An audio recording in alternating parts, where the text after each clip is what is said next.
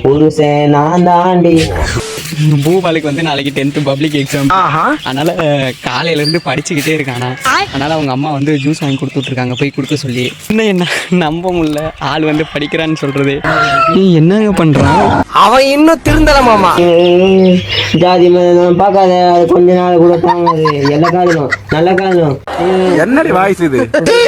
புரிஞ்சுக்கணும், சொன்னா நல்லா ஏத்துக்கணும். பயப்பட வேணாண்டி, உன் புருஷன் நான் தாண்டி. பல தடைகளும் தாண்டி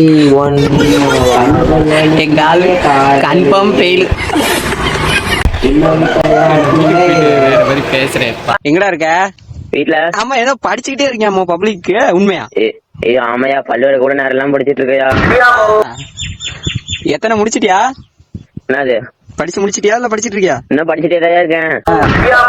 ஆமா, உங்க அம்மா தான் சமயபுரம் போனாங்களாமா. ஆமையா, மார்க் நிறைய இருக்கணும், 450 மேல இருக்க சொல்றாங்க. ஐயோ பாவம். எங்களை இன்னமுமாடா நம்பிக்கிட்டு இருக்க? உன் புருஷன் நான் தாண்டி. சரியா, இந்த ரோடு மேப்ல வந்து சொல்லி தெரியும் எனக்கு. அது மட்டும் எனக்கு ஞாபகம் வர மாட்டேங்குது. ரோடு மேப்பா? நாளைக்கு உனக்கு தமிழ் எக்ஸாம் தான்டா. மண்டே இங்கிலீஷ் எக்ஸாமியா? Team match match பைத்துகளே.